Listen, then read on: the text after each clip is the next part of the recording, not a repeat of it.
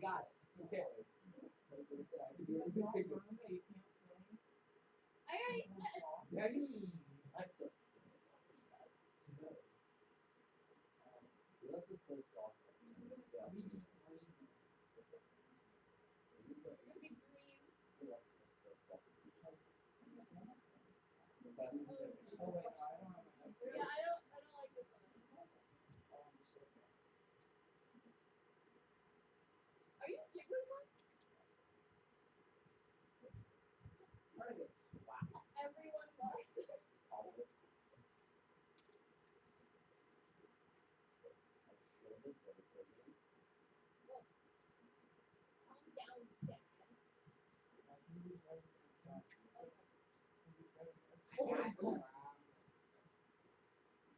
I've seen that. Yeah. Ow! Not today!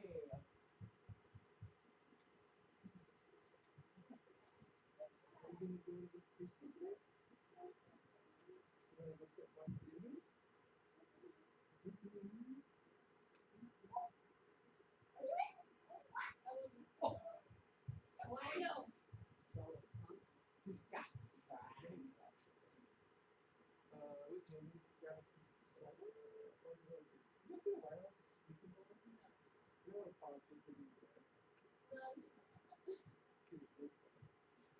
I can see it. Wait, now Dan looks at mine. No, I didn't want to think of falling out. I would hit him so bad. He's right there. I don't want to play a stupid game. Well, she sticks around here. I can't take. I did it! Get out! I told you twice. No one listens. What? No. Get out.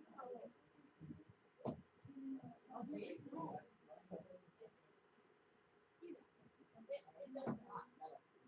What's that? It doesn't stop. We're taking damage. That's it. I couldn't do that. Sleeping here. Something. Get back here!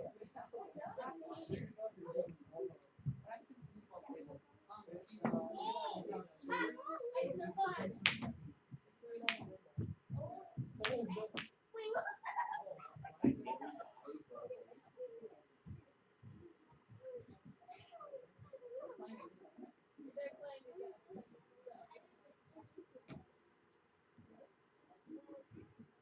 I've lost the Oh yeah, everyone's like this. What's going on?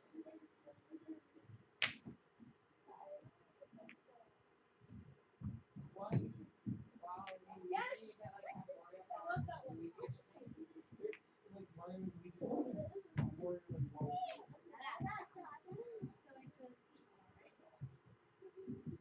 Oh, you guys are okay.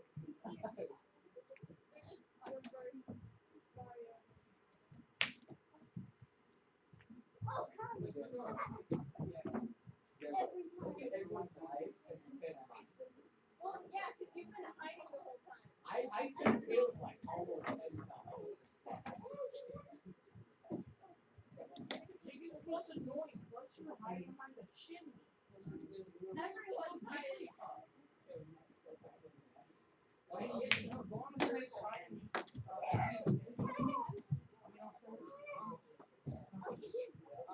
oh yeah. You know where Let's go. we're so Let's go.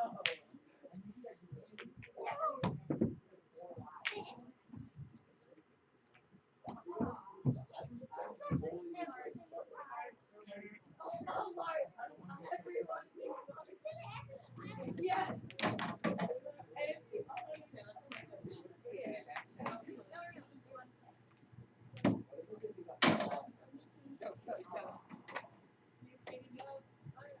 Who am I? I don't know. I was white. What do you mean? Where's the white one? Ow! I'm blue now. I was white. Why are you blue now? I never changed my color. I'm just wasting.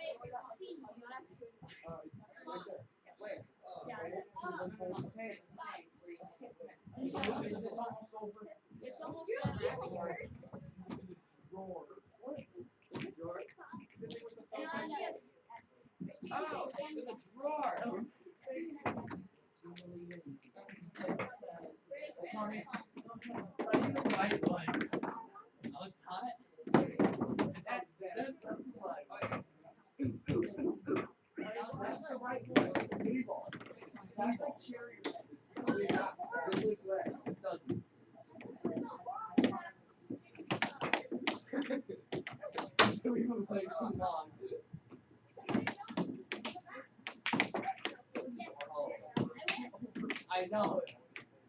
It doesn't matter. It can be full of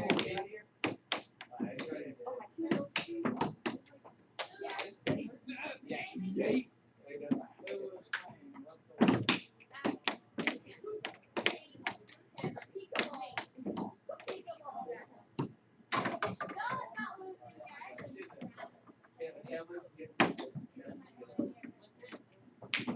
Whoa, you're not wearing a hat. Yeah, I know. I could put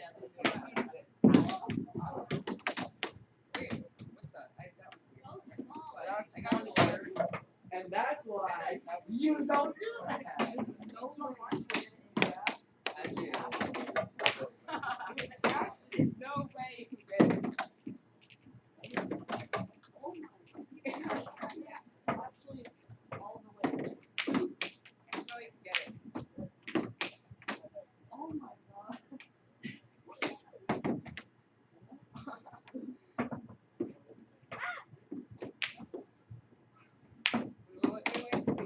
No. oh, that's Oh, you hit the fireball.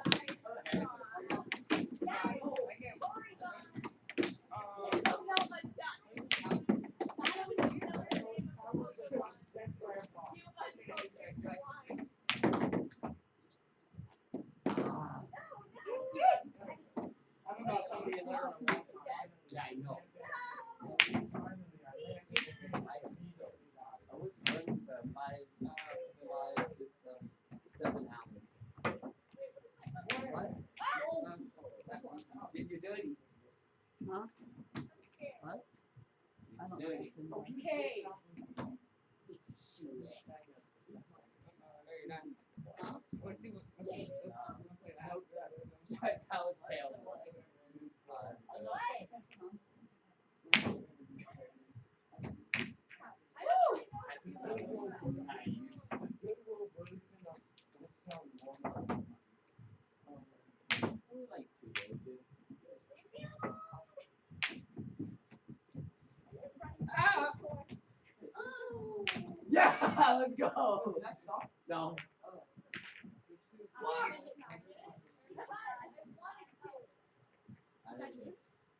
Wait, what?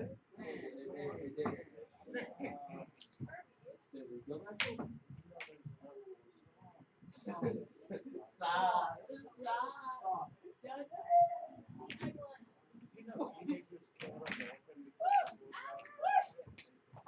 How did it go on top of the wall like that? I don't know how. I just barely popped it over. It's a left hand.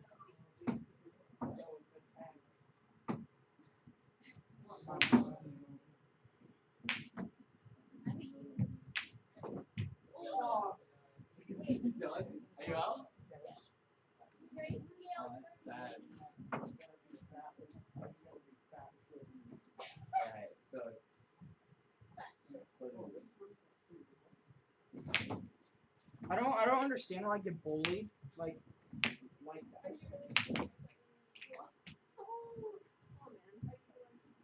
That's good for real. Everyone is skill.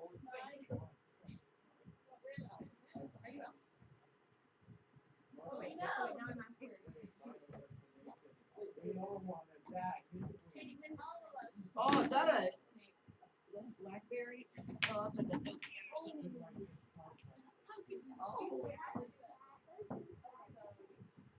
What do you got? C2.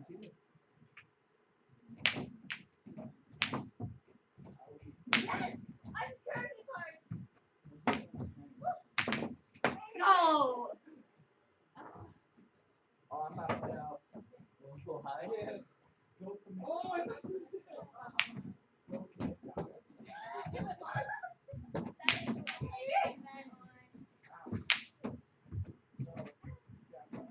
No. Oh. Let's go. I So lost stressful. Oh yeah. One short fat lead power. Oh. I want to get started. Are you? Oh my gosh. Yes. You guys both have you?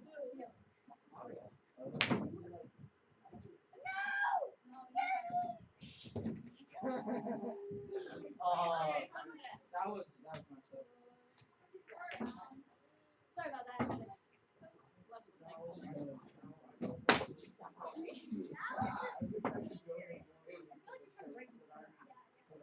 Oh, that's such on broken for me. You're soft.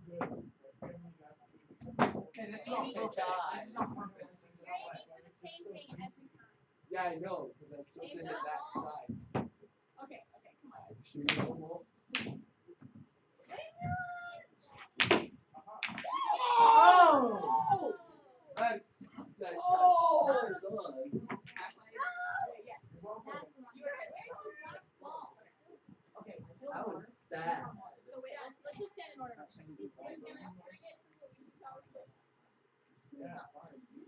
I was out first.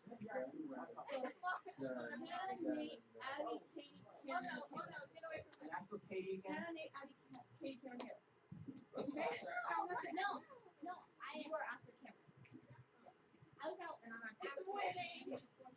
Wait, who's after Yeah, Katie? so it's I mean, boom, boom, Yeah. boom, boom.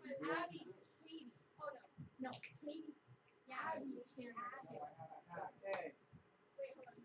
So you're after. Wait, what? Wait, I'm after Katie? So you're after Kate. You're after Abby. I'm after Abby. You're after Abby.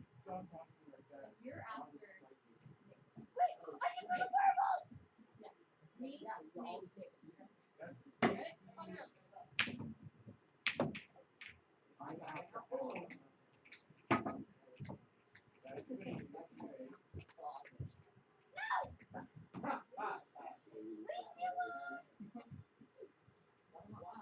those one times me and you played that's supposed to be Well, I straight didn't close My my Audi. Shake, shake, Still shake. playing. Well, then we should go. Yeah. I should have waited that. So long. you're right. Oh.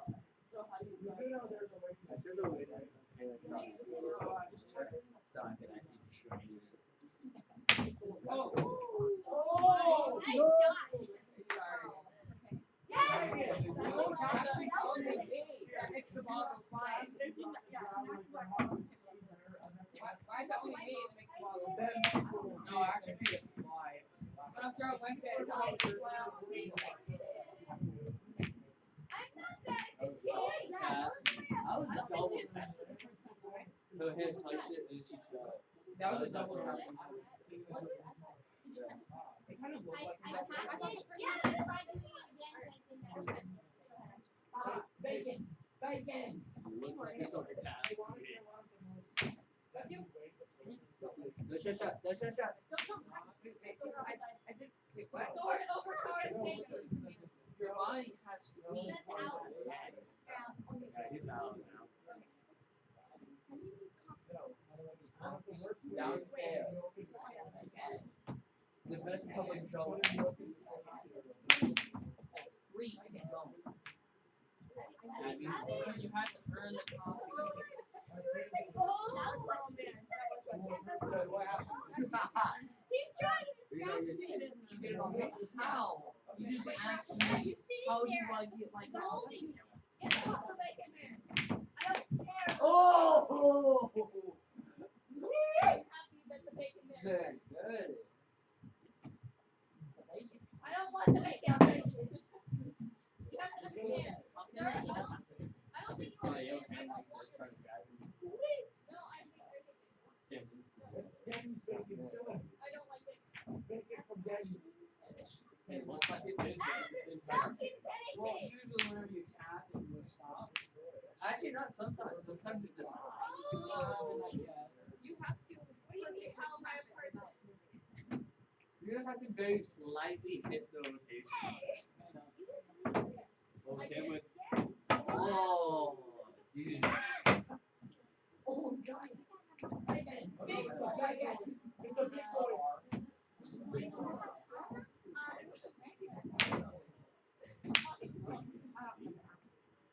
I only know I have. Big boy. It's so perfect. You tapped it. I don't like tapping. Why? It's me. Because they have no chance to get it. That's just more the chance that you win. Oh, that sucks. See what tapping does? It's always so fun. It's satisfying. What? Oh my god! Good touch. Did it stop before I hit it? Yeah. And touch, but very lightly touch so it does not move the ball. If it stops the second it Wait, touches it, what was that? No, wait. It's on the. No. She didn't even hit the ball. And then here right there. I used to be so confused all of a sudden. I'm confused, but I know what happened. How do you know? Yes, I do. I swear. She missed the ball, and then Is your brain helping? it's called strategy. Hit it. It's called you hit it very hard, so another player doesn't know him when to hit the tap, so it's still. You can hit the ball anywhere. Yes.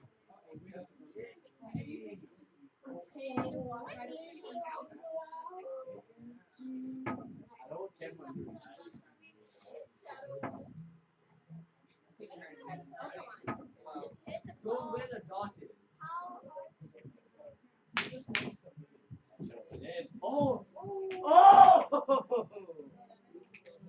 I was so close. I wanted to go down there though. That's like the ultimate snipe. Oh, I know. Yes.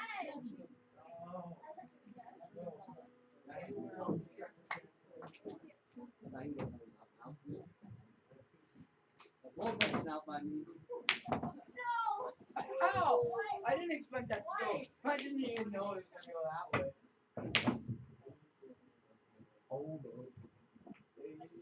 Oh!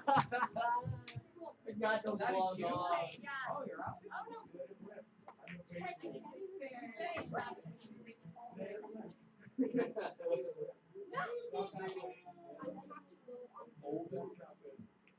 Hey. Oh.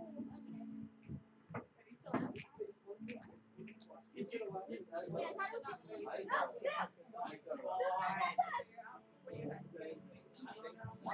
I got nothing. Come on. What? We live in. I smashed my fingers so hard on the ball. I remember when I gave myself one ball shit from Gutterball. That would have been anyway. If you didn't break it, that would have been my hands anyway. I don't want to get a 12 on Gutterball. Ah.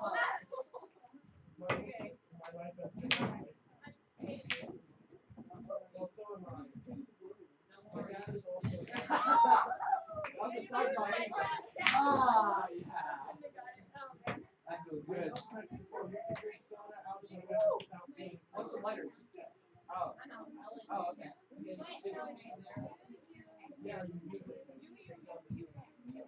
Oh my god.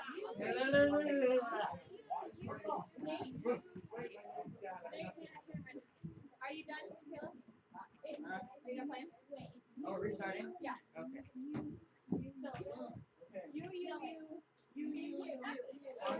Yeah, oh, You go right up here. And we're on right? Yeah.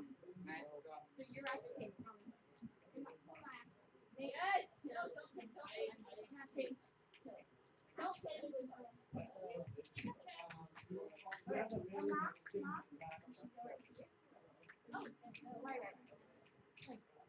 That's so good, okay? I can only do this. Alright, my peeps. Rescue were destroyed. I win. Game over. Oh, an I accident. win. There's a 4-stock in it on a 4-stock. I mean, oh no, we got it out. Oh, well, She was. I have one. We should try to go 7-7. Oh, you should get ready. Yeah, remember? How did good? How is my Alright guys, I win. Sudden death. He wins. We get all three. All right, time's dead. That's a lot of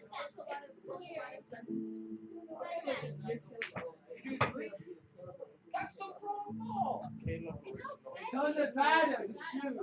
Shoot. Well, how about the ball this way? Is it like 1, 2, 3, 4, 5, 6? Kevin, go. Shoot. Can you shoot? Alright guys, grab your bottom seats. I call this shit. I'm just gonna take it. Extra seats. Gonna take this little thing. No, go sit one You guys have kids at Holding this, doing this. Only you can hold two like me. Because I have nothing. I win anyway. It's harder than you think. Let's go. Holding 2 chairs with one hand. Yes, I saw it. Oh, that's yeah. Fine, I'll just shut my phone. Okay.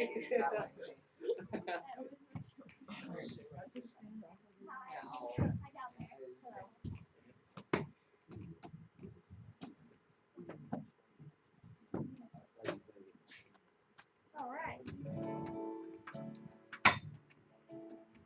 going to open us in prayer and we'll get started. You guys ready? God, thank you so much for this morning, Lord. Thank you, Lord, for every person you brought here. Just ask that you bless this time and help us to focus solely on you. In Jesus' name, amen.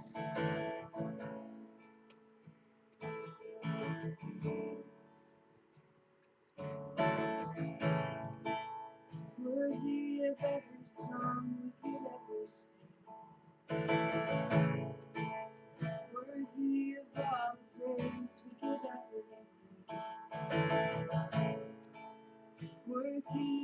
every breath we could ever breathe. We live for you.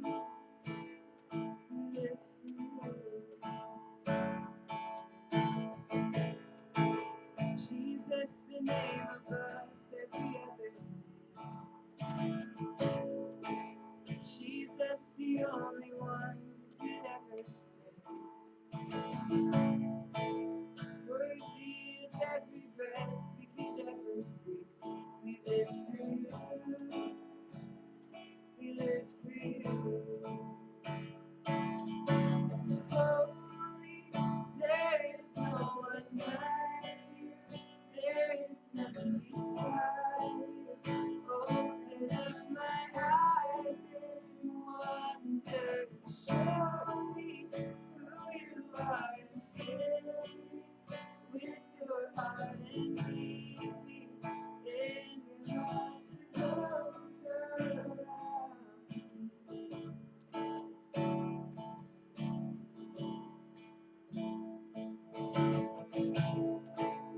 Worthy of every song we could ever sing.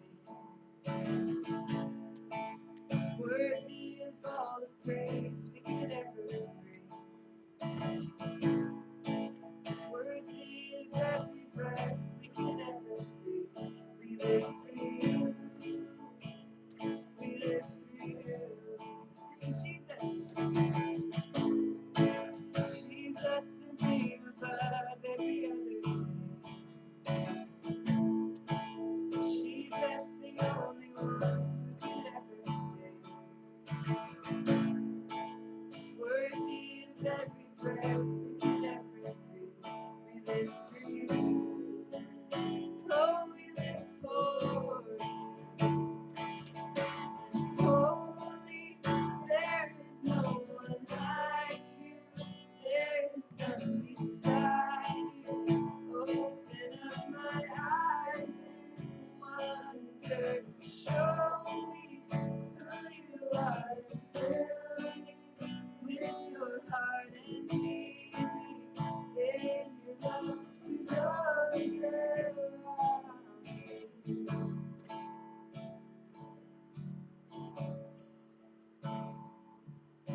And I will build my life upon your love.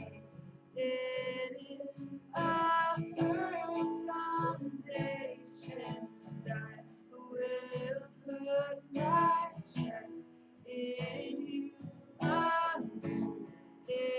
I will not be shaken. And I will build my upon your rock.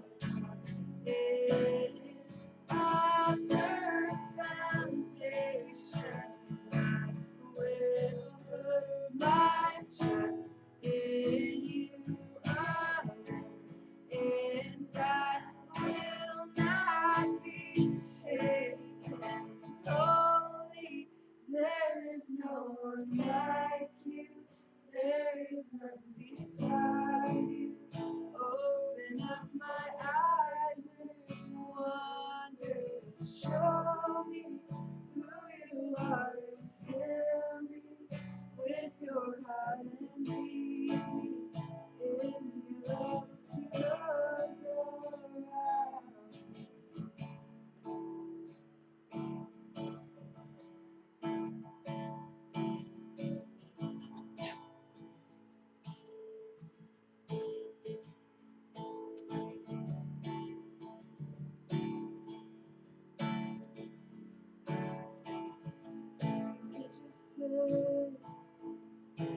Just sit and wait for all your goodness. Hope to feel your presence. I could just stay right where I am. Hope to feel, hope to feel something heaven.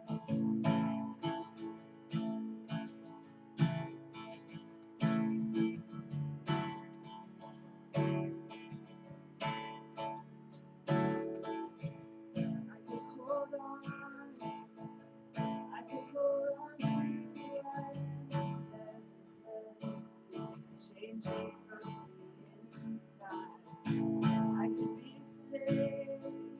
I can be safe here in your arms and never let these walls down. But you have called me higher. You have called me deeper, and I'll go where you lead me. Yes, you have called me higher. You have called me deeper, and I'll go where you lead me. You lead me. You lead me.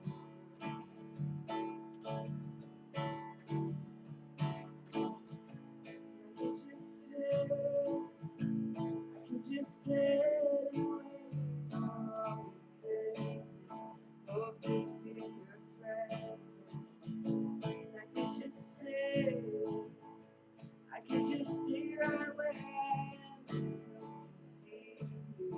Hope to feel something again. I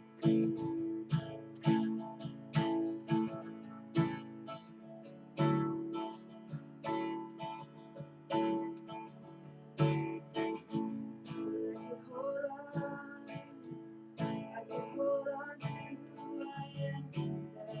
Never change me from the inside.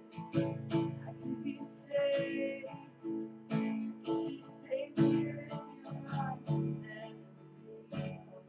Never let these walls down. But you have called me higher, you have called me deeper, and I'll go where you lead me. Yes, you have called me higher, you have called me deeper, and I'll go where you lead me. You lead me.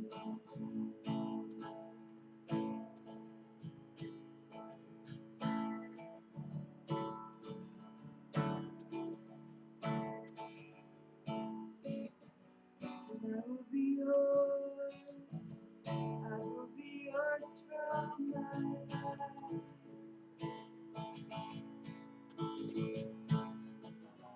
And I will be yours. I will be yours from my life.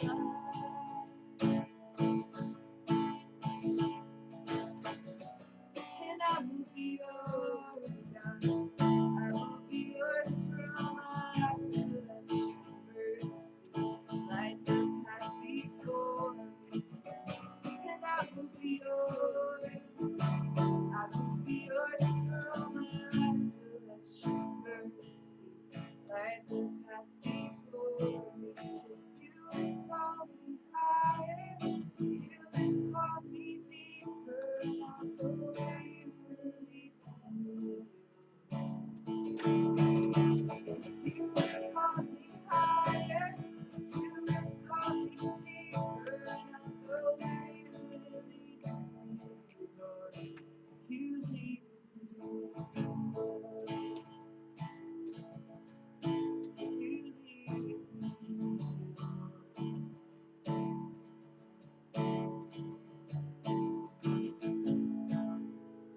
Could you guys stand with me for the last song, please?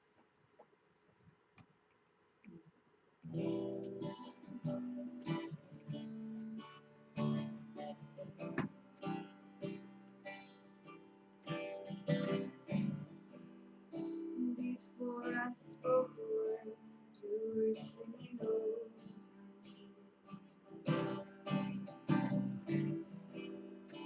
You have been so, so good to me.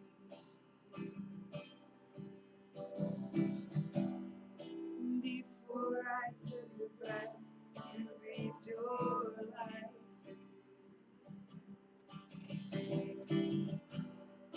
You have been so, so kind to me. Oh, the overwhelming, never-ending, reckless love of God. Oh, it chases me down, fights till I'm found, leaves the deserve it. I don't deserve it. Still, you give yourself away. Holy, overwhelming, never-ending, reckless love. When I was your foe, still your love like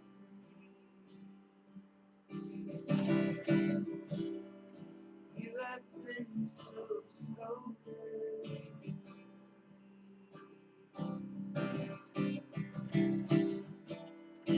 I felt no worth, you paid it all.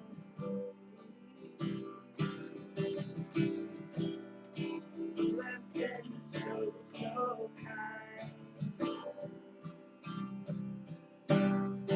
Holy, overwhelming, never-ending, reckless love of God. Oh, it chases me down right till I'm found. Peace and life behind. I couldn't earn it, I don't deserve it. Still, you give yourself away. Holy, overwhelming, never-ending, reckless love of God. There's no shadow you won't light up, mountain you won't climb up, coming after me. There's no wall you won't kick down, lie you won't tear down, coming after me.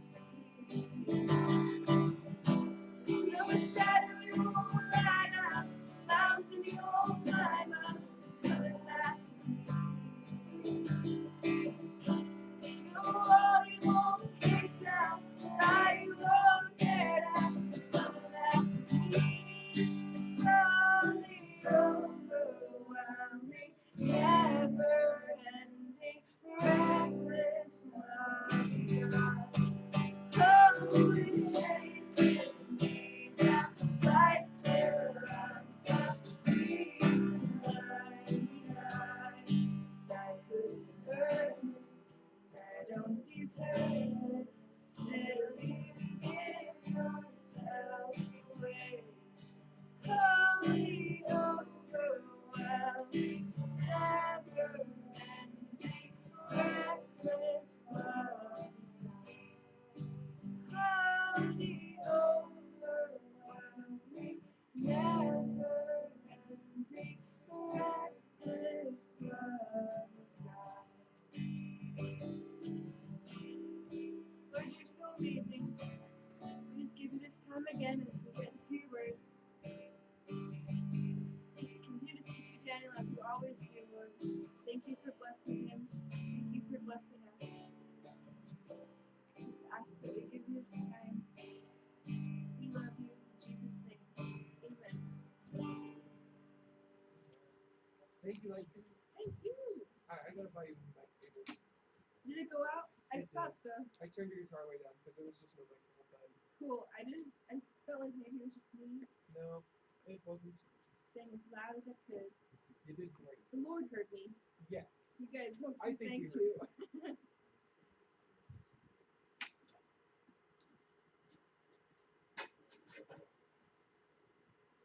Oakley dokley.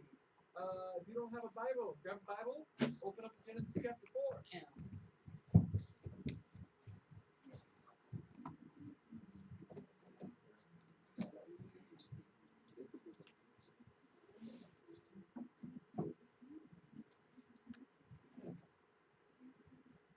Yay. Wait. Oh, boy, I turned that off. I turned it off. Stay real.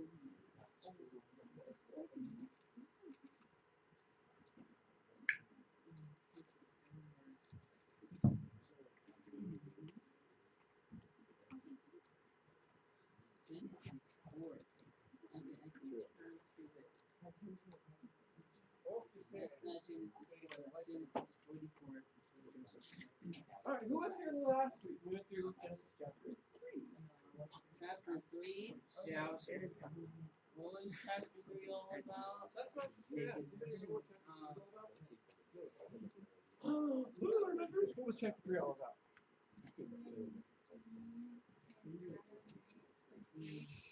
I called on her.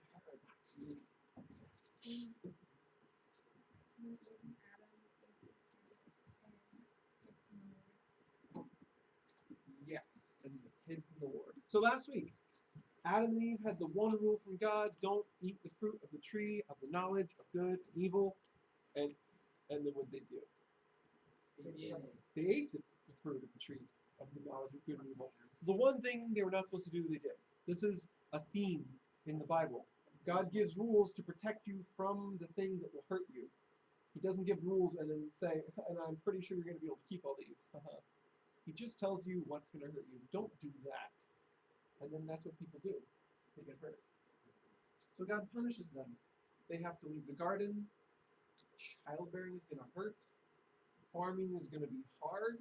Serpents don't get legs. Wait, so does that mean they were just large lizards before? It's very possible. Yeah, The word in Hebrew for serpent is literally just shiny.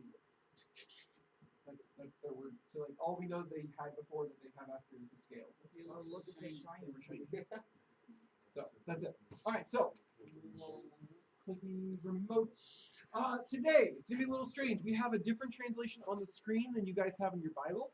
You are welcome to look at the translation in your Bible and compare for differences. I chose this one today because I don't exactly agree with some of the translations that the NLT chose of certain things. I can agree. It's not like it's horrendous or anything. It's just little tiny things that I didn't want to have to explain the Hebrew every second of every day, all day long. I'm still going to talk about Hebrew a little bit today because there's some names in here that have cool meanings in Hebrew. Yeah. Yeah, I just read the first verse and now I'm uncomfortable. So there, was this one better? Yes. There you go. Boom. Ta-da. Okay, so what we're going to do is like normal, take turns reading verses. Johnny, you've got the first one. Go for it. Adam and Eve had a son. Then Eve said, I'll name him Cain because I got him with the help of the Lord. Later she had another son and named him Abel.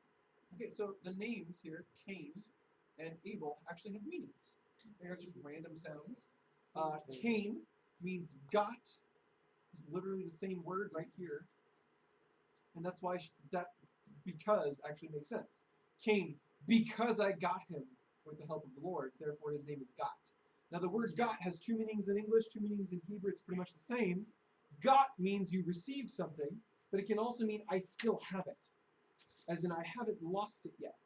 Like when someone says, did you remember to get the milk? Oh yeah, I got it. You wouldn't say that if you then drank the milk and threw it in the trash. They're like, did you get the milk? Yeah, I got it, then I drank it, then I threw it away. Doesn't mean the same thing as I got it. Like Usually you say I got it, that means I still have it. So when she says I got a child, that is Cain. I got it.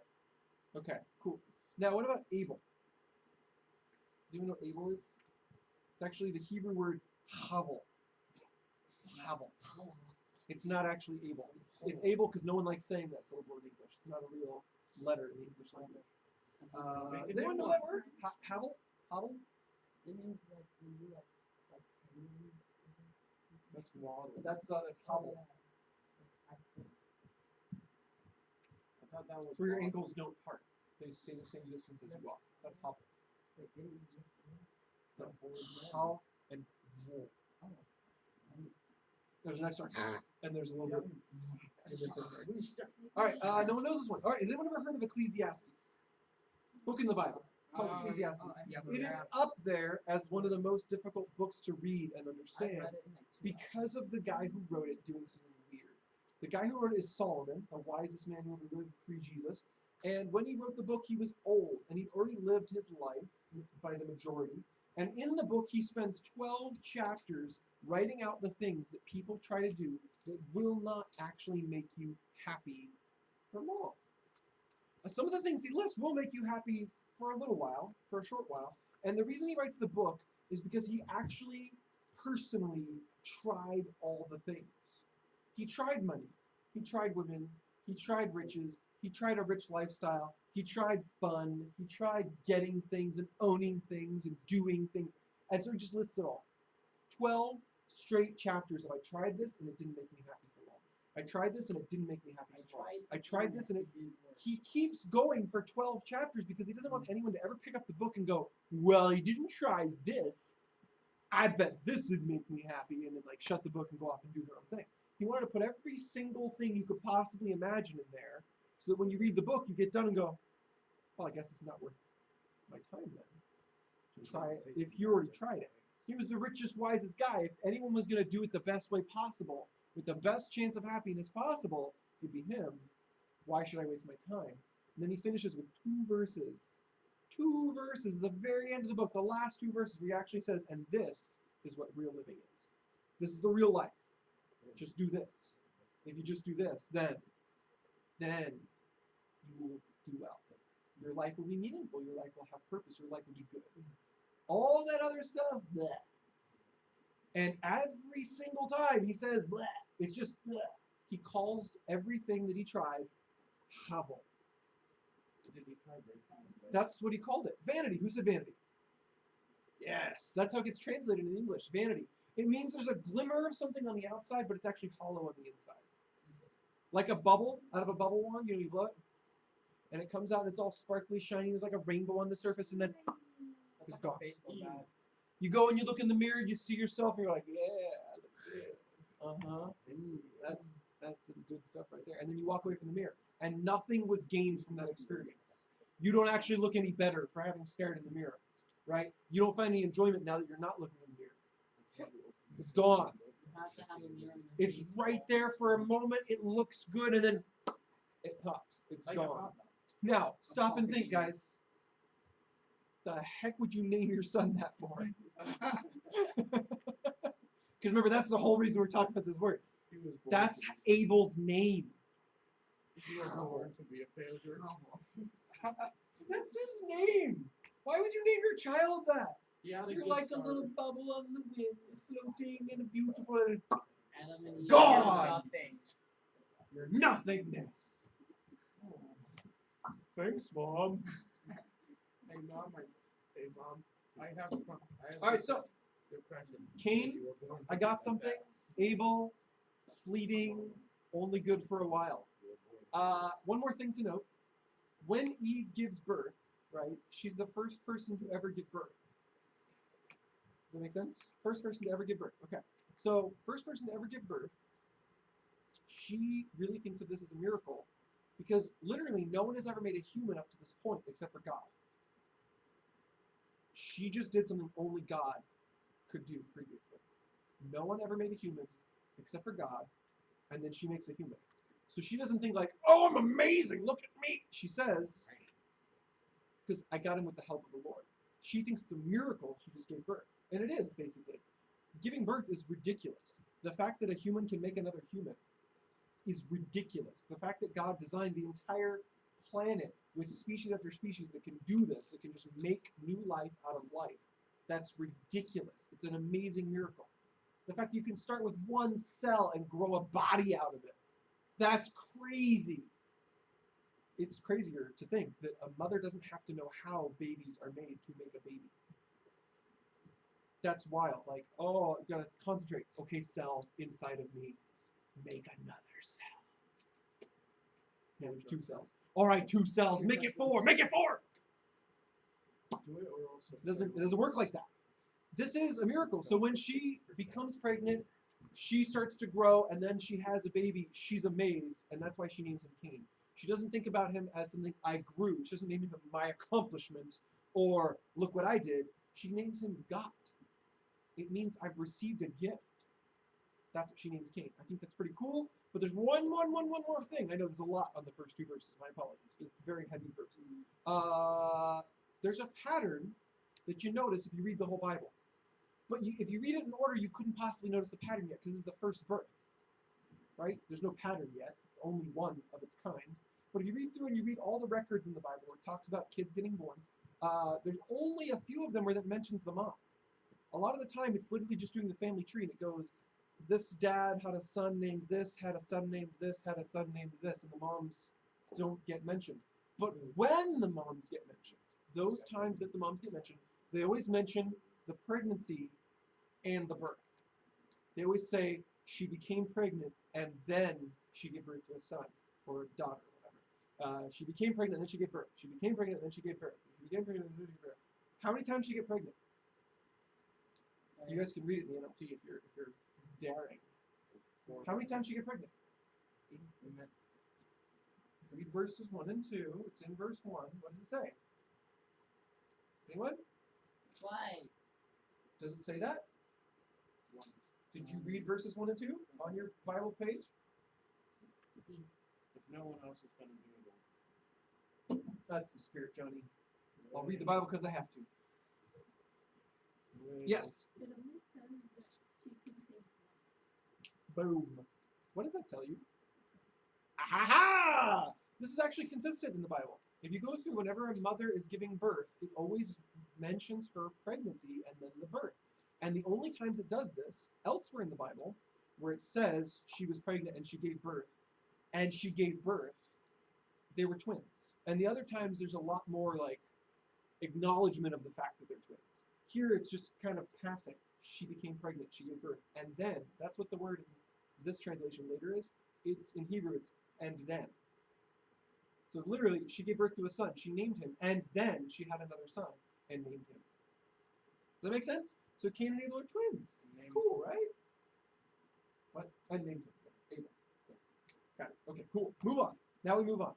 All right, verses 2 through 5. He left. It's down to Caleb. Yeah. Israel became a sheep farmer, but Cain farmed the land. One day, Cain gave part of his harvest to the Lord, and Abel also gave. He killed the firstborn lamb from one of his sheep, and gave to the Lord the best parts of it. The Lord's food himself, but not the cow. This made him so angry that he harvested this. Okay. Big question. The big question. Why did God like Abel's offering but not Cain's? No. Reread it. You misread it. Sonia, you got it backwards. You got it exactly backwards. Abel killed a sheep. Cain brought grains. Cain was rejected. Yeah, Johnny. because God's not a vegan. God's not. Well, actually, He created everyone vegan in the beginning before sin entered the world. So. Because his offering was like the perfect thing, and the other one. What made one perfect, one not perfect? What do you think made the perfect one perfect? Don't know. Okay, so this is the real question. Yeah. Yeah. Okay. Say it again. Because it was with blood. Interesting notion. I like that one. It makes some sense. It follows some of the patterns in the Bible, but one of the patterns breaks. Later in the Bible, when God makes the whole list for Israel and says, "Here's how you sacrifice to me," there's categories of sacrifice, and one of them is literally a grain offering. It's an actual category of sacrifice. You can go make a grain offering to the Lord. Anyone else? It doesn't make a lot of sense on the surface. There's nothing in the verse that explains why one was rejected and why one was accepted. Yes? It just that's something like God was displeased. Okay. Is that really fair to Cain? He doesn't even have sheep. Did God tell him? That is a good question, and I don't have the answer because this verse doesn't say it. Yes, Caleb. Ooh, Caleb is getting into some interesting territory here. What were you going to say, Johnny? I was going to say because Abel, that Abel gave the best parts of the land. Ah, okay. You guys put these two together. You're basically there. Let's have the next person read a cross-reference. Cross-reference is when you jump to another part of the Bible to explain the part you are reading. So, Johnny, if you could read us Hebrews 11:4. This is in the New Testament when the Bible finally reveals, thousands of years later, what the heck? Why was Cain's rejected and Abel's accepted? By the act of faith, Abel brought a better sacrifice to God than Cain. It was what he believed, not what he brought, that made the difference. That's what God noticed and approved as righteous. After After all of these centuries, that benefit, The belief. that belief continues to catch our notice. All right, so this is the interpretation. This is what the writer of Hebrews says. All the way back there, Cain and Abel, God could see their hearts. One was sacrificing in faith, believing in God, doing what God wanted for the right reason. One was sacrificing without faith, doing what God required without the correct motive. Not doing it because I want to please God, I want to give to God, doing it because I have to. This is what I have to do. Now, this is interesting. We see it in the New Testament again. You guys may recall the story. Jesus is at the temple. There's an old lady. She's quite poor. She comes to give some money to the temple, and she goes up to the offering dish to put in her money, and she drops in two of the tiniest coins in existence, 2 mites. And as she drops them in, they go ching ching. She walks away, and then a rich man walks up right after, and he has a sack of money. And he goes up to the offering plate, and he does it slow. He goes ching ching ching ching ching ching ching ching. It sounds like he won the jackpot at the casino, right? Just like keeps coming out of the bag. He's making it last as long as possible. Everyone is looking now. He's like, yes, I'm giving all of this to the temple, and everyone cheers, and everyone loves him. And Jesus says, the woman who gave 2 teeny tiny coins gave more. I noticed. Why the heck does that mean she gave more? Yeah? She didn't get more physically, but that was all that she had, so she gave more. And the rich man, that clearly wasn't all of his food, doing that mostly to get attention. I will one up you though. Does God want everything to get dumped into the church offering? Does he say, rich man, give me everything? No. And likewise, I think if there's a poor woman out there who literally has like 2 coins to her name, and you know, she had like a one-on-one conversation with Jesus, Jesus would be like, keep it. I'll go find you more. You're poor, you poor thing. Like, God doesn't require you to give. What was really, truly different was their heart. Level up. So the woman goes and gives everything she has, but not just like to say, look at me, I'm giving everything I have. It was the heart inside. Saying, God, I want to give you everything I have. And God's going, that's ridiculous. That's too much. I can't believe you give me that. Wow. And then the rich man goes, what was his motive? Attention. Attention. He wanted to be seen. There's no giving to God in his heart. There's no giving to God in his heart. So if it was just based on the gifts, 2 mites versus a sack of money, obviously the sack of money is the bigger gift, the better gift. But God doesn't use your money. God didn't use the lamb that was back there in Genesis. God didn't use the grain that Cain gave. Like, God's just looking down on your heart, and your heart is what he cares about. So the faith you have, the motive you have is going to change what you give. It will have an effect on what you give. But the what you give doesn't actually matter.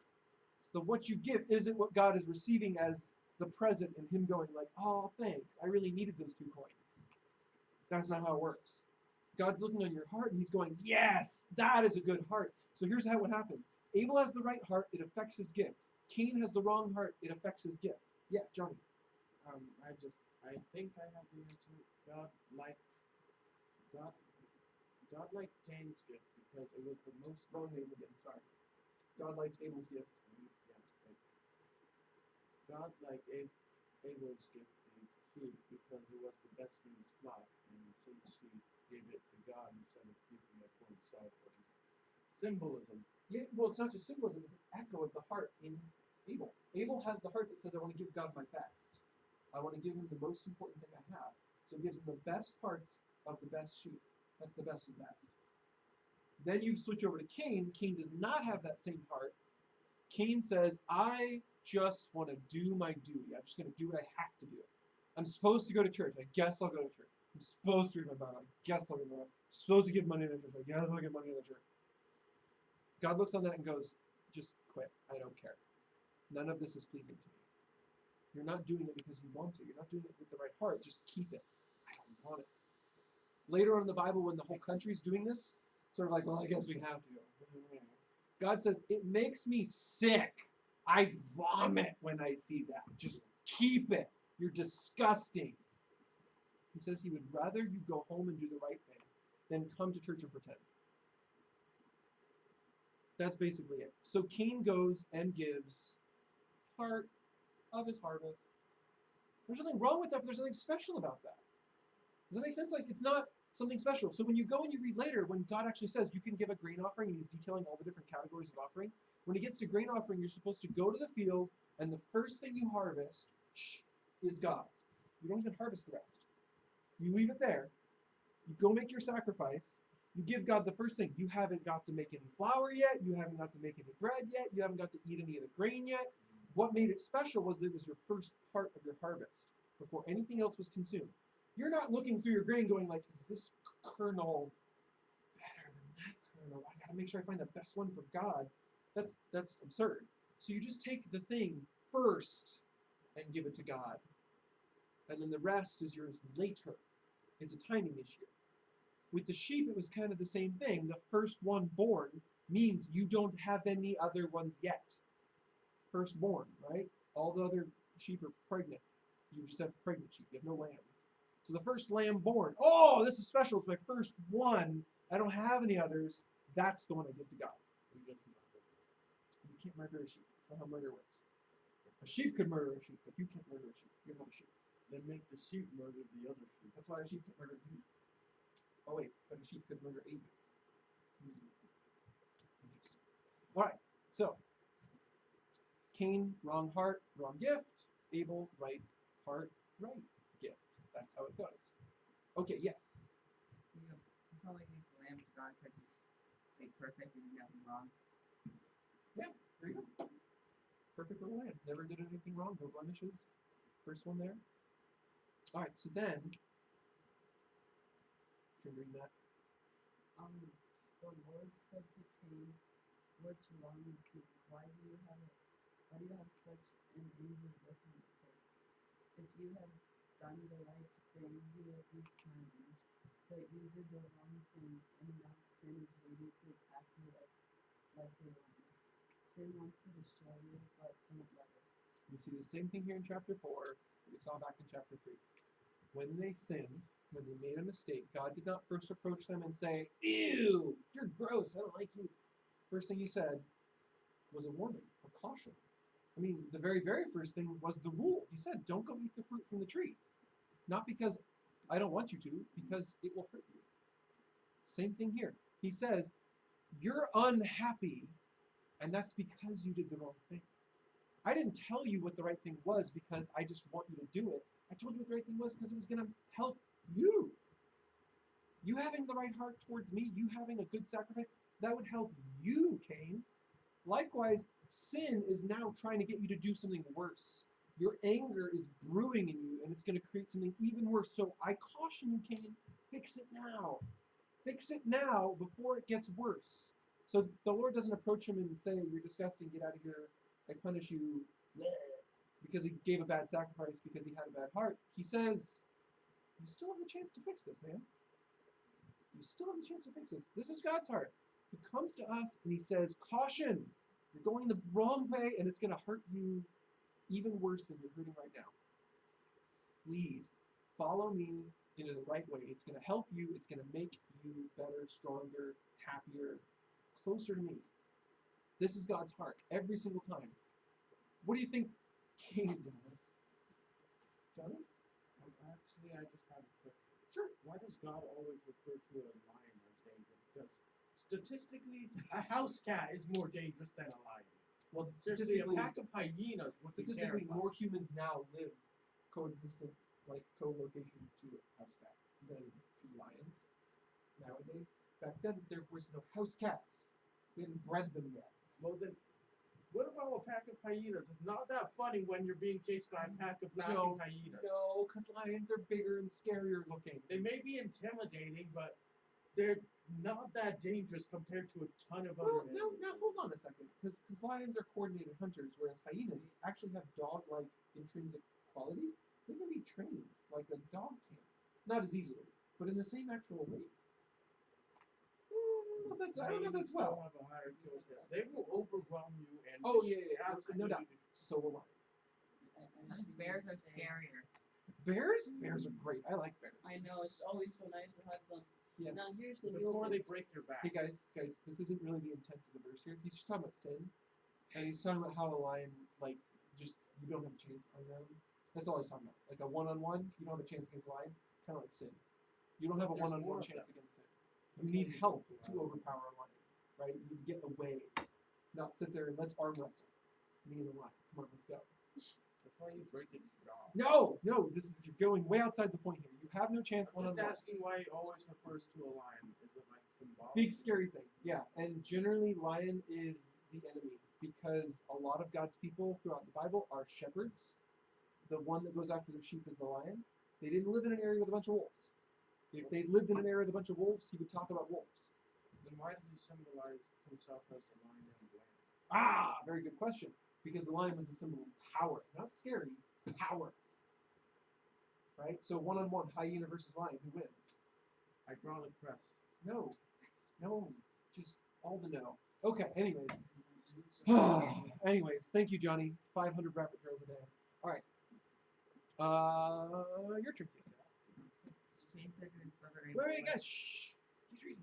Follow along. Cain said to his brother Abel, let's go for a walk. And when they were out in the field, Cain killed him. It's pretty straightforward. That's why. But there's something missing. God talks to Cain, gives him 500 pounds of warning. What is missing between that verse we already read and this one? There's nothing there. There should be something there, but there's nothing there. Cain doesn't talk back. Cain doesn't say anything to God. This is what's missing in Cain's life. Your faith in someone's existence should cause you to talk to them. If I believe Johnny is real, I should talk to Johnny. If I think I'm imagining Johnny, he's not real, I should not talk to him. Hi, how are you? If you think that God is real, you should talk to him. If Cain is brewing these dark thoughts in his heart and he hears the voice of God, and he had just an ounce of faith, he had just an ounce of thinking God is important, he should have answered God. He should have talked to God. He should have kept the conversation going. He doesn't do that. He avoids talking to God. I'm here to tell you from experience, if you are avoiding talking to God, if you have those little spark reminders in your day, oh yeah, I should be praying right now. Oh, I should pray about that. But then you don't do it. It makes you worse. It hurts you. I know this from experience. It is true. Do not avoid talking to God. Talking to God is what helps you. Talking to God is what keeps you going the right direction. It's what keeps your relationship with him going. And Cain doesn't do it. Cain hears a straight up warning from God, and the first thing he does is try and act on his dark thoughts. It's the first thing he does. Cain goes to his brother and says, hey, let's go for a walk. Remember, he ain't happy. He's upset. And he takes it out on Abel. He kills him. How did he kill him? Because depending on It the doesn't say. We don't It know. would be more difficult to hide. Just quit it. So he kills him. He's the first murderer. He goes off into some place where no one's looking and he kills Abel. Now this tells you a few things, okay? He premeditated the killing. That makes it murder, okay? And he knew it was wrong because he wanted to go somewhere where no one would see. He knew it was wrong because he wanted no one to see it. And why is it in a field? Because like no one was there in the field. When you're in a grove of trees, you don't know who's hiding behind the trees. When you're in a field, you know there's no one there. When you burn it Just down. literally look around. There's no one there. Boom, you're alone. Easy peasy. All right. You didn't get to read yet. You got this one. Okay. Genesis 4:9. Did you want it? So you wanted that one? Wait, You want me wait a you want me to minute. take the next one? His disembodied voice. Okay, so you can have this one, I guess. Can I read it from my Bible? Go for it. Is yours like so much more emphatic and Yes. crazy sounding? All right, do it. Hit us with verse 9. Then the Lord said to Cain, where is Abel your brother? He said, I do not know. Am I my brother's keeper? That is a pretty famous line. I gotta admit, I like that. And my brother's keeper. All right, if your mom comes home and your brother's missing somehow for some reason, and she asks you where your brother is, what would your response honestly? What would your response honestly be? Probably a Chico. I peeled off his skin with the vegetable I peeler. killed him. Johnny, you're killing me here, and I don't mean in the good way. Please dial it back. Not helping. All right, guys, be real for a second. Stop with the jokes. Your mom asked you where your brother is, and you do or you don't know the answer. What would you say? How many Jacob? Yeah. You raised your hand, and I pointed at you. Yes. I would say, he was at Cuneo. So you just tell her the location of your brother. That's a good answer. Anybody else? Yeah? He was in his room outside playing on the iPad. Right, so you make a guess. That's a good answer. You just make an educated guess. Here's the last place I saw him. Here's the last place I heard him. I heard some footsteps upstairs. He's probably up there. Yeah, what would you say? I would say I don't know where he is. I don't know. That's so straightforward. He doesn't say that. He says, how should I know? He's starting to get bent out of shape. And then he says, am I supposed to look after my brother? Yes. If you are asked a simple question by your parents, like where your brother is, and you flip out, your parents know something is not right. Now, flip side of all this isn't just, his mom or dad asking. His mom and dad exist. They're real people. So, like, they could be the ones asking. But no, it's God. God's asking, where's Abel? God doesn't ask questions he doesn't know the answer to, because there's nothing he doesn't know. Why would he ask where is Abel if he knows the answer? Yes? He wants to see his response. This is just like the last time someone sinned and messed up. Back in chapter 3, Adam and Eve eat the fruit. God comes to them, and he doesn't say, what have you done? How could you break my one rule? I'm so disappointed in you. He doesn't say that. The first thing he says is, hey guys, where are you? He knows right where they are, but he asks them, where are you guys? Where are you? They come out from hiding. He says, why were you hiding? We were naked. We got scared. We heard you coming. How'd you know you were naked? He keeps asking all these questions he knows the answer to. Every time he's giving them the option to confess without pushing them to confess. Parents will do this sometimes. They know you've done something wrong. They know you've broken the rules. They know you did something you should not do. And instead of saying, why did you do the things you should not do? They usually know the answer to that question. They instead ask, how's it going? Anything happened while I was gone? What you guys been up to? Did you do the thing I did ask you to do? All of these are total opportunities for you to confess. Take them. Take the opportunity. Your parents are feeding you open-ended questions that are not going to incriminate you. Go ahead, incriminate yourself. It's the best thing you can do. You did something wrong, just tell them. Don't wait for them to say, you did it. I know you did it. Don't wait for that. You're in trouble now. You wait for them to tell you you did the thing wrong, you're already in trouble. They start a normal conversation with you. If you did something wrong, confess immediately. Do it. Why? It's better. It helps you. It helps the relationship. God's giving him a huge opportunity here. He's not saying, why did you kill Abel? He's just saying, where is Abel? Cain could confess. What do you think Cain's going to do? He doesn't confess. He says, I don't know. It's not my job to keep track of Abel. Yeah. All right. Well, God takes that response, and then you get the moment now. You can wait something. You get 10 through 12. This is God's response to Cain freaking out at the questions. Here we go. 10 through 12. Why have you done this terrible thing? You killed your own brother, and his blood flowed onto the ground. Now his blood is calling out for me to punish you. And so I'll put you under a curse because you killed Abel and made his blood run out on the ground. You will never be able to farm the land again. If you try to farm the land, it won't produce anything for you from now on. You'll be without a home. You'll spend the rest of your life wandering from place to place. Dang. No, Guys, what was his job? What was Cain's vocation? Do you remember what his job was? Farm. He's a farmer. Now the punishment fits the crime because look what he did. He spilled blood on the ground. He took his murder and laid it on the earth, and the earth goes, hey, gross. And God says, all right, The ground's cursed to you now. Anybody else can go farm. They're fine. It's going to be hard, but they'll do it. You try and farm, Cain? Nothing.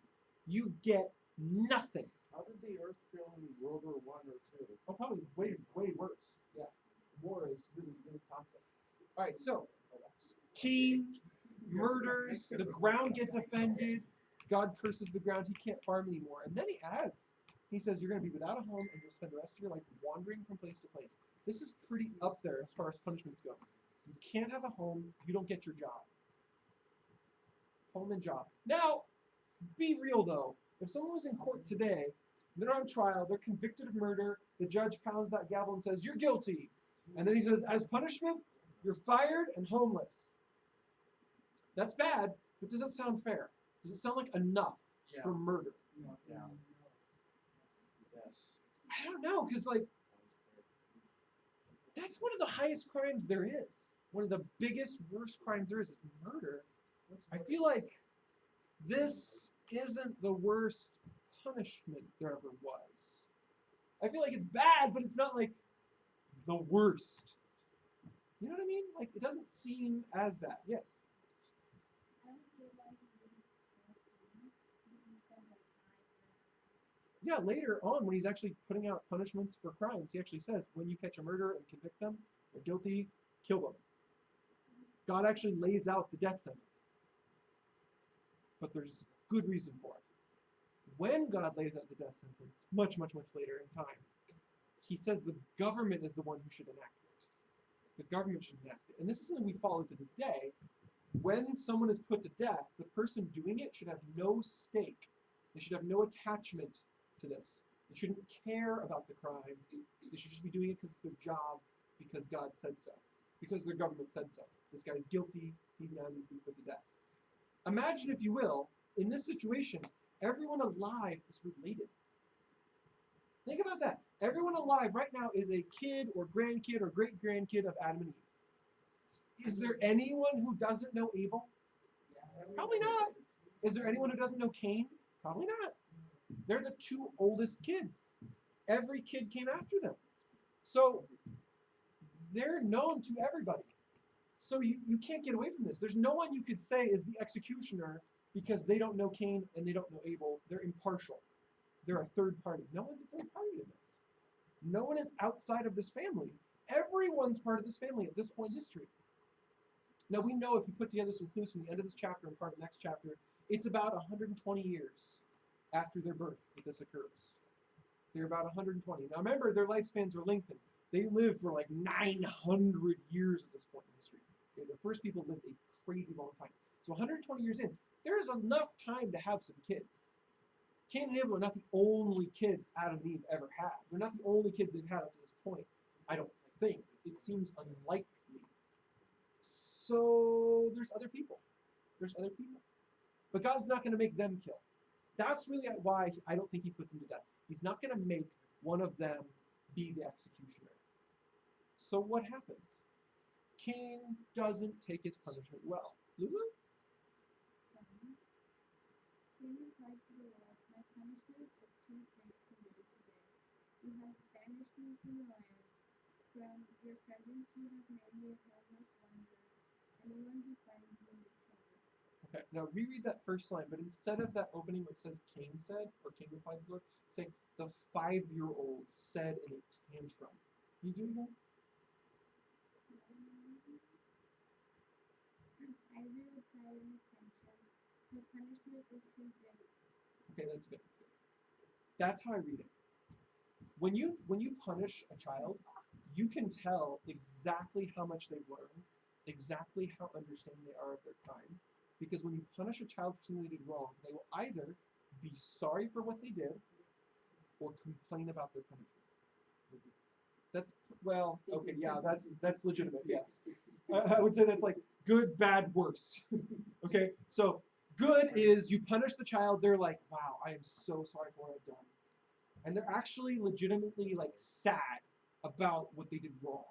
They're ashamed. Or bad would be, that's a bad punishment, that's not fair, I don't want that. Or worst would be, I don't care. Yeah, that's even. You know, my brother actually does that all the time. I will say nothing. Just try and learn from this exchange. Okay. So what is Cain doing here? Cain murders, and then God punishes him, and he complains about his punishment. What does that tell you about his heart? Say it louder. I can't hear you. What does that tell you about his heart? His heart is red. Or wait, no, it's probably not. Anyone? You're right. Not the blood pumping organ. Not that one. No, it's rainbow. Just Matt, just all the way back, all the way up off that. Okay, just go away from that whole thought process. Not the thought process we want. Anybody else? Yes, Lulu. Hi. It's still dark. He hasn't learned yet. God punishes him for being a murderer, and his heart is still dark enough. He doesn't care about the fact that he murdered his own brother, or not his own brother, his own brother. He doesn't care about that fact. He cares about his punishment. When you look your consequences right in the face, you should care about what you did wrong more than your consequences. If the consequences are the part you're worried about, your heart's still in the wrong place. The consequences are there to teach you. The punishment is there to teach you. If you do not learn your lesson, you get fixated on your consequences. What? No, you don't die in a hole. Right, you die in a ditch. Nate, I have ears. I hear things. For you to say things. Okay. Let's move on. Katie? No, the Lord answered, anyone who kills you will be punished 7 times worse than them. Punishing you, so the Lord put a mark on him to warn everyone not to come near. If you return, fall from the roof and live in the land that which is eastward. Okay. So God puts a mark on him to tell everybody in the family, because remember, everyone's in the family at this point, that if you go and kill Cain, you're doing something outside my will. I don't want you to take revenge. The executioner should never be taking revenge. They should never be trying to avenge someone else. The executioner should be totally impartial. No one on the planet at this point is impartial. No one on the planet at this point is not related to them. Yeah. Well, why is it like specific to be punished? Anyone who kills you will be punished 7 times worse. Like 7 is a number in God's book that is symbolic of completion, or done, or enough. And so when he says 7 times, he means you will get the full punishment, the complete punishment, as opposed to what Cain got. Cain got a partial punishment. He did not get punished in full for his crime. If he was punished in full, zap with lightning, he's dead. That's a full punishment. He got a partial. So God's saying you will get a full punishment. Literally, I mean, if you really take that to its literal extent, yeah, you kill Cain, I will kill you. Interesting. So God's not only holding back punishment, but he's ensuring nobody goes past what God said. No one goes past his punishment. Very interesting. Okay, Hannah, you got the next spot. Later, Cain and his wife had a son named Enoch. At the time, Cain was building a town, so he named it Enoch after his son.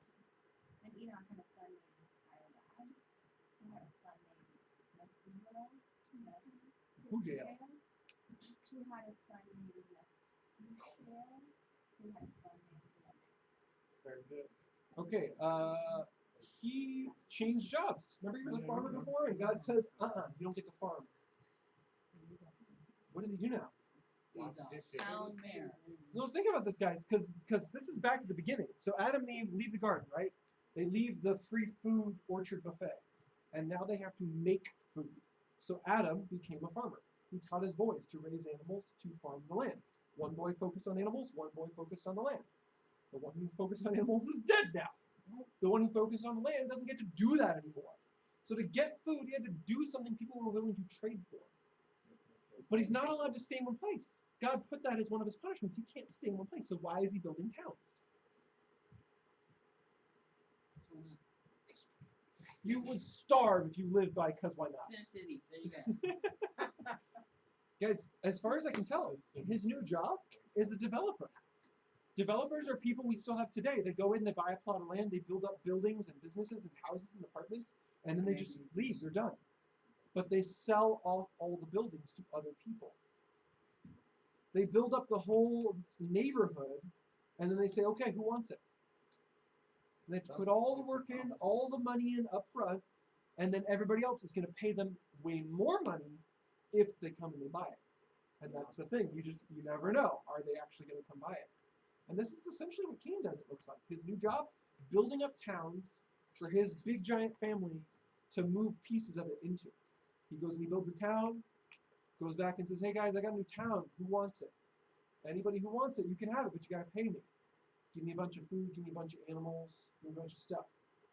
Takes his payment, they get the town. He goes on and he builds another one. Same thing, recycle, repeat. So he becomes a developer. Interesting. She left just the right time.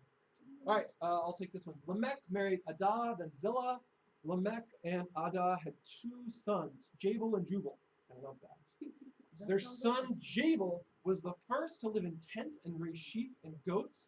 Jubal was the first to play harps and flutes. You will notice in the early pages of the Bible, there's a lot of people who get credit for inventing stuff. Why? Well, because this is back at the beginning of history. These people actually invented these things. So one guy invented the camping mentality.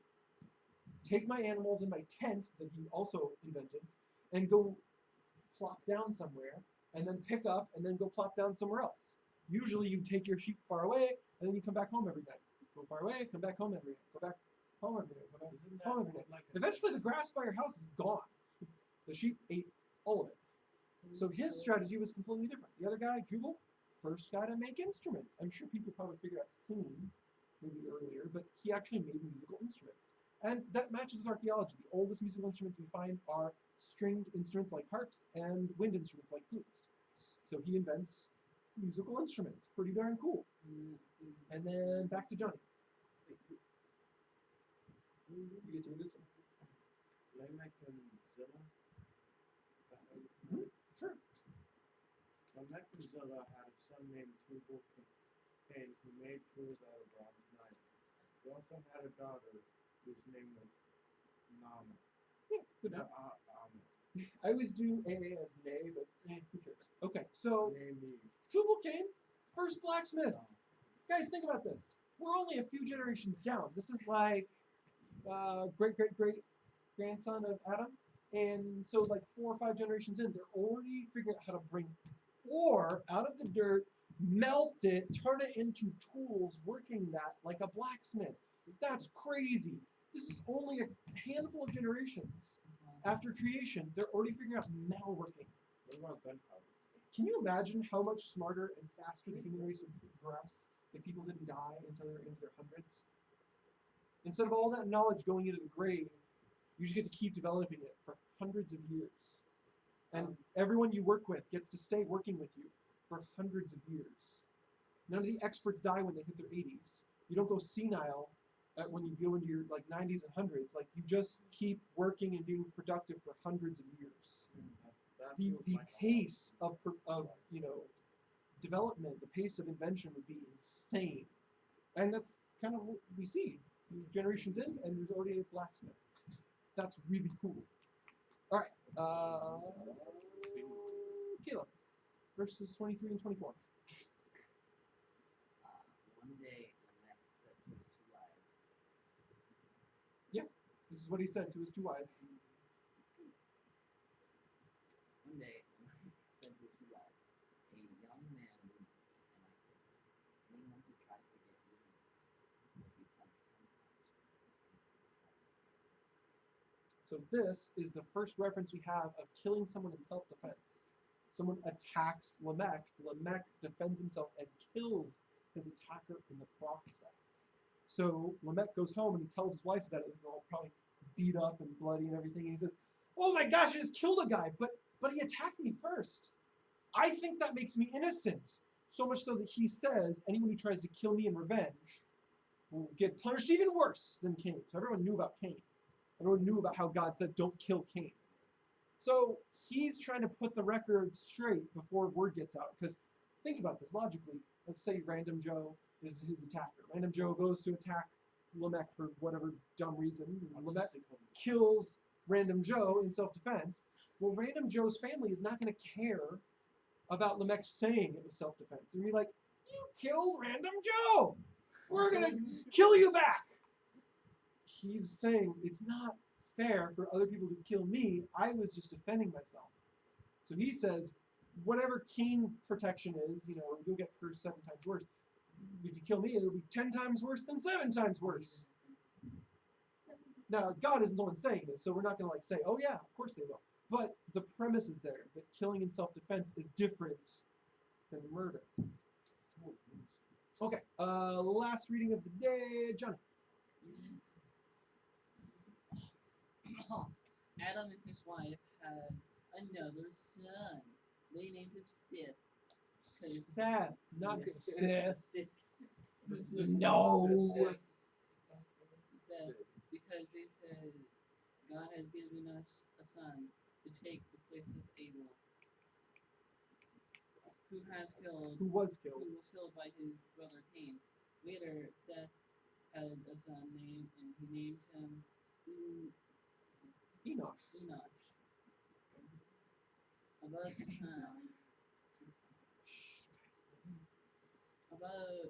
About this time, people started worshiping the Lord. Very good. Okay, now remember Cain, it meant something. Remember Abel, it meant something. What would you be if I said Seth meant something? Would you be surprised? No. Would you be just completely full of cucumber? Yeah, okay. Seth means something. Seth means appointed or set up. So literally, when they name him, they're talking about how God appointed this to happen. Seth is a set up replacement for Abel. Abel dies, Seth is born. Adam and Eve look at this and go, this isn't random. We don't get pregnant all the time. The fact that we got pregnant right as Abel died means God must have set this up. He put this in motion. He made it so we would have a son to replace the one we lost. That's the thinking. So that's how they name him. They name him as a set up thing, an appointed thing. And then Seth has a kid. Obviously, as time goes on, he has a kid named Enosh. And then it says, about this time, people started worshiping the Lord. This verse really trips people up because follow the timeline, okay? Adam and Eve are created. They leave the garden about 10 years into their life.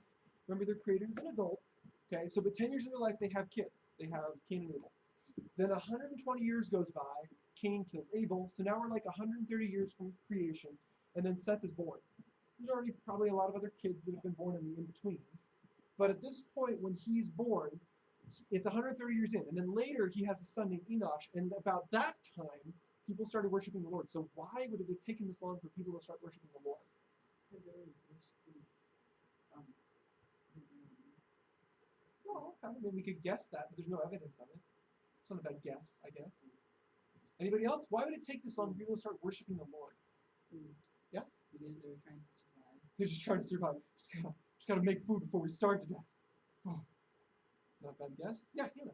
My version, sorry, I can't remember all. I think it says they began to call on the name of the Lord. Yes. Is it? Which one is it? Very good question.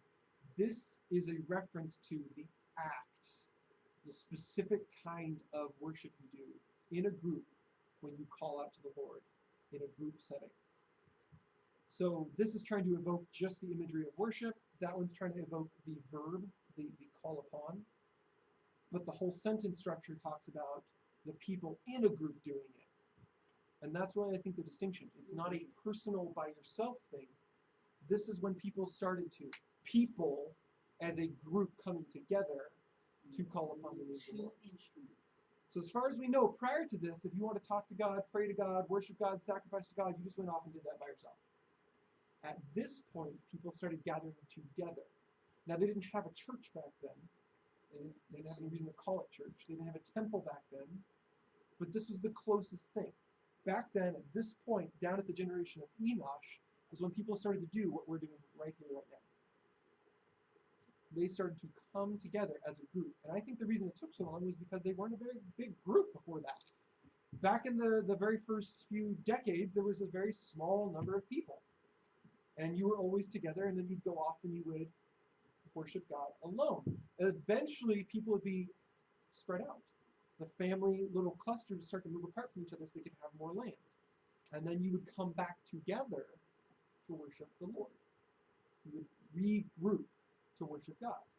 That's kind of cool when you think about it. That means that as the family started to space apart from each other, They found the thing that brought them back together, their common ground, the thing they wanted to do when they came together was worship God. So like in these first few generations, everyone's living in one place, they see each other all the time, and as they start to move apart, they have that desire to come back. And what brings them back? It's the common desire to worship God. It's a really cool picture to see. Even in the first few generations, there was a desire to do what we're doing right now. Come together as the family of God. Come together as his kids and worship him. All right, now in this whole chapter, this is the thing I want you guys to get from this. Look at the picture here. We've got the two groups. You've got the group that does have faith, that does follow God, and you've got the group that doesn't have faith, that doesn't follow God. The has faiths and the has nots. No faith. And then what happens? The has no faith persecutes the has faith. And then what does God do? He just goes and provides caution and tries to steer the sinner back. He doesn't actually protect the one who has faith. He didn't go down and stop Cain when he tried to kill his brother. It just was allowed to happen. And we see that in the New Testament again. God tells the Christians, you're going to get persecuted. I'm not going to stand in the way. I'm not going to sit there and protect you from every persecution that comes your way. And then what does he tell the Christians? He doesn't say make strong wall churches, put up big steel doors, bar them, put shutters in front of your windows and keep all the sinners out. He doesn't do that. He says, hey, Christians, you're going to get persecuted. Go share the gospel with the people who hate you. Go share the gospel with the people who are going to harm you. Go share the gospel with the people who don't want to hear it. No. He says that's a sacrifice that you have to choose. It's very different. He doesn't say I'm gonna make sure it happens because I want it to happen. He says you have to be willing to let it happen. You still have a free choice. You could not. You could just not share the gospel. It's your free choice. Remember in the New Testament days when he writes that, when the Christians are doing that Rome just made Christianity illegal. So they're not just being persecuted by random people. They're not just being persecuted by the people that go share the gospel with. They're being persecuted at large by everyone.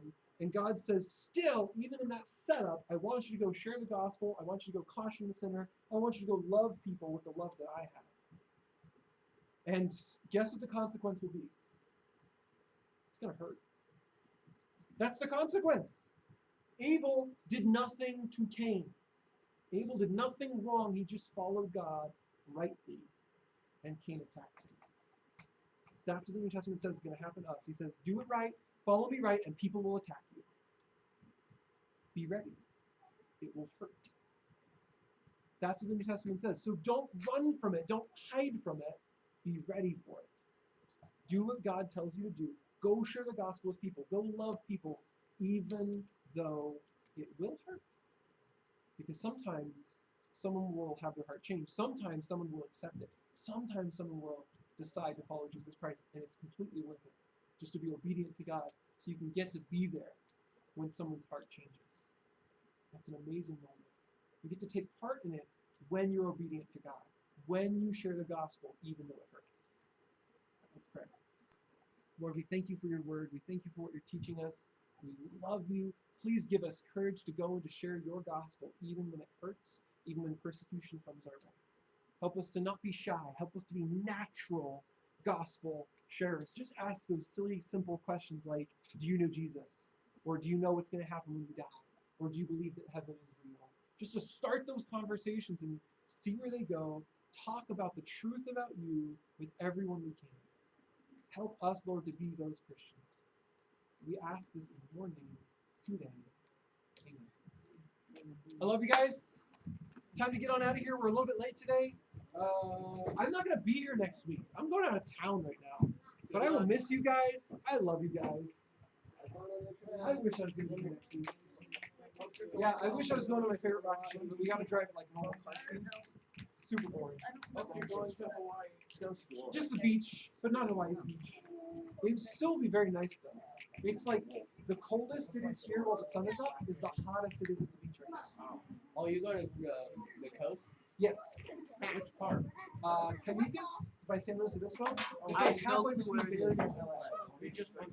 Oh, nice. It's a super awesome area. Hey guys, help us stack up the chairs. School year is starting again, which means every single second service and every single Wednesday, we got to put away chairs now. because our room will become a classroom on the school days, on the weekends. Okay? Guys, just stack them 5 high and then make a new stack. Okay? Once you get to 5 chairs, just make a new stack. If it's already too tall, just leave it. Just leave it if it's already tall. Just make a new one. 5 chairs is all it should be in the future. I know, you don't have to take it down, John. It's cool. I just meant don't do it next time. Just make it 5 next time. I know, I was just saying you don't have to fix the nose mistake either. Okay, get it. Hi, Janine. That's my girl. Did you have fun? You've been oh, what'd you play? So you're all set. I've never had reading glasses, but I've already got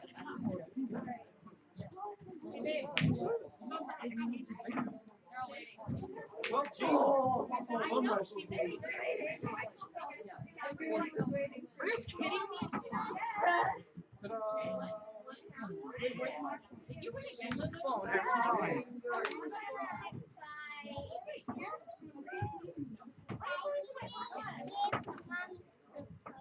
I didn't have a phone in there for mommy. Mommy kept her phone. You should really start doing the Only the kids put their phone in there, Jane, not mommy. You understand? No, thank you. We gotta go on a trip to the beach. We gotta go on a trip to the beach.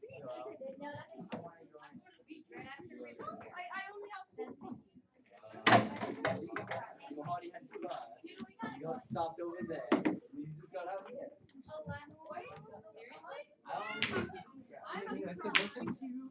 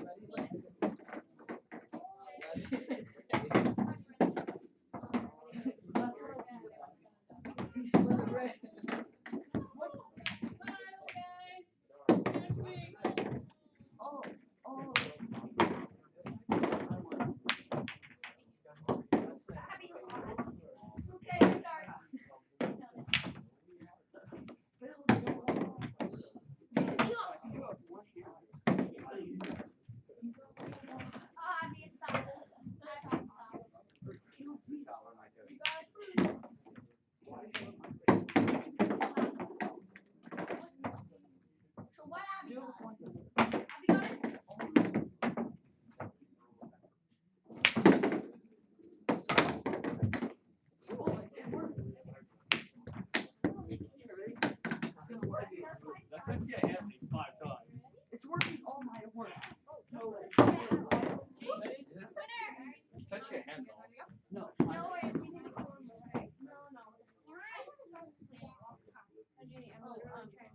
There, it worked. Yeah, let's do it.